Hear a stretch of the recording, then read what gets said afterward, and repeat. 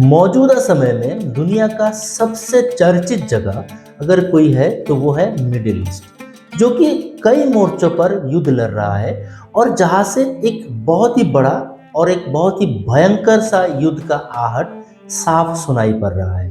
Gaza में Hamas, Lebanon में Hezbollah, Yemen में हूती से लेकर इजराइल, इराक, ईरान से होते हुए सीरिया तक मानो हर कोई जैसे युद्ध के लिए मोर्चाबंदी करके बैठा है।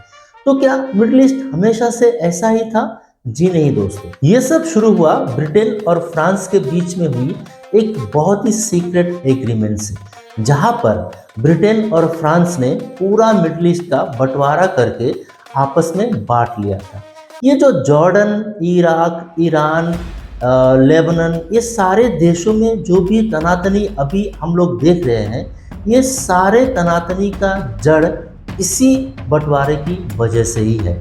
तो क्या है अरब देशों की इन बंटवारे की राज, जानेंगे आज की वीडियो में। बने रहिएगा अंत तक। शुरू करने से पहले आपसे एक गुजारिश है कि वीडियो को अंत तक देखिएगा और अगर अच्छा लगे तो लाइक करिएगा, और अगर कुछ भी खामियां रह गई हो, कुछ भी कमियां रह गई हो तो हमें एक कमेंट करके ज़रूर बताइएगा, ताकि हम अगले वीडियो में उसे सुधार सकें। और हाँ, अगर आपने इस चैनल को अभी तक सब्सक्राइब नहीं किया होगा तो कृपया अभी सब्सक्राइब कर लीजिए। तो चलिए दोस्तों, शुरू करते हैं।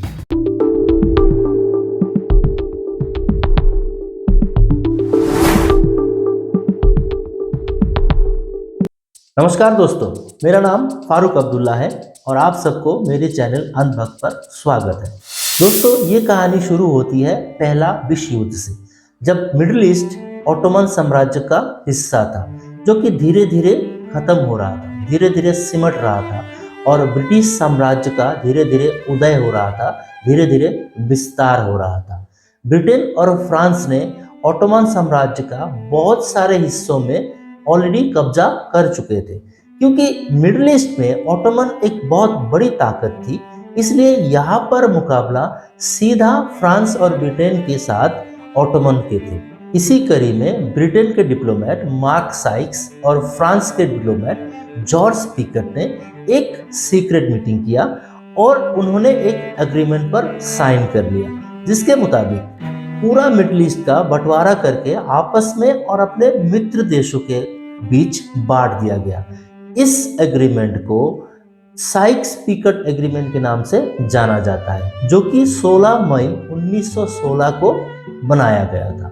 इस एग्रीमेंट के मुताबिक तय ये हुआ कि युद्ध के बाद ऑटोमन की 5 हिस्से कर दिए जाएंगे, जिसमें से पहला हिस्सा, जो कि बगदाद से लेकर कुवैत से होते हुए गल्फ की तट तक ब्रिटेन को मिलेगा। दूसरा हिस्सा, जो कि इराक से होकर जॉर्डन से होते हुए सिनाई तक, ये भी ब्रिटेन को मिलेगा। तीसरा हिस्सा, जो कि दक्षिणी लेबनान से अनाटोलिया तक, ये पूरा हिस्सा फ्रांस को मिलेगा। चौथा हिस्से में सीरियाई रेगिस्तान था, जो कि फ्रांस को मिलेगा।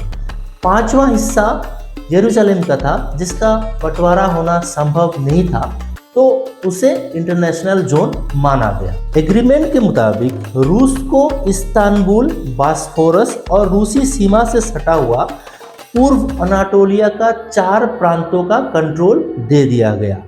ग्रीस को तुर्की के पश्चिमी तट और इटली को तुर्की के दक्षिणी पश्चिमी हिस्सा दे दिया गया। यहाँ पर चौंकाने वाली बात यह है कि ये जो सारे बंटवारा हुआ, ये सब लीग ऑफ नेशंस की निगरानी में हुआ। आपकी जानकारी के लिए बता दूं कि लीग ऑफ नेशंस यूएन जैसा ही एक संस्था था, जो कि दूसरा विश्व युद्ध के साथ ही उसका भी खत्म हो गया था। अग्रीमेंट तो हो गया, लेकिन ब्रिटेन अपने हिस्से से खुश नहीं था। उन दिनों मक्का में हुसैन बिन अली अल हाशमी नाम के एक लीडर की अगुवाई में ऑटोमन के विरुद्ध, ऑटोमन के अगेंस्ट अरब विद्रोह भी चरम पर था। ब्रिटेन ने क्या किया? ब्रिटेन ने इन्हें भी अपने पाले पे ले लिया, ये कहकर कि युद्ध के बाद उनको अपना देश बनाने के लिए ऑटोमन साम्राज्य की ज़मीन का कुछ हिस्सा दे दिया जाएगा। जो कि साइक्स पिकट एग्रीमेंट की बिल्कुल खिलाफ था। यही दोहरा रवैया उन्होंने फिलिस्तीन के मामले भी अपनाया।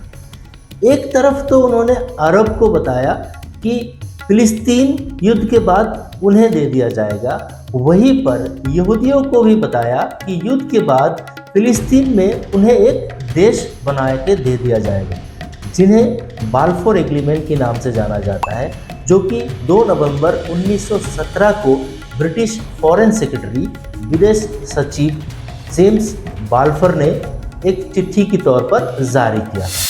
विश्व युद्ध खत्म होने के साथ साथ ऑटोमन एम्पायर भी खत्म हो गया। ब्रिटेन ने इराक और फिलिस्तीन में कब्जा कर लिया और साइक्स पिकट एग्रीमेंट को ताक पर रख दिया। 1923 में अलाइड देशों और तुर्की के बीच स्विट्जरलैंड के लाजन शहर में एक एग्रीमेंट हुआ, जिसे लाजन एग्रीमेंट के नाम से जाना जाता है, जहां पर आज की जो मिडिल ईस्ट है उसकी नक्शा बनाया गया। यही से एक नया विवाद का जन्म हुआ। यह विवाद मिडिल ईस्ट की बंटवारे में कुर्द लोगों के लिए कोई नया देश न बनाने को लेकर शुरू हुआ। कुर्द समुदाय, जो कि मिडिल ईस्ट की एक बहुत ही बड़ी समुदाय है, और उनके भूभाग जिन्हें वो लोग कुर्दिस्तान कहते हैं, उसे तुर्की, इराक, ईरान और सीरिया में बांट दिया गया, जबकि वो लोग इन देशों के लोगों से भाषा और कल्चर में अलग थे।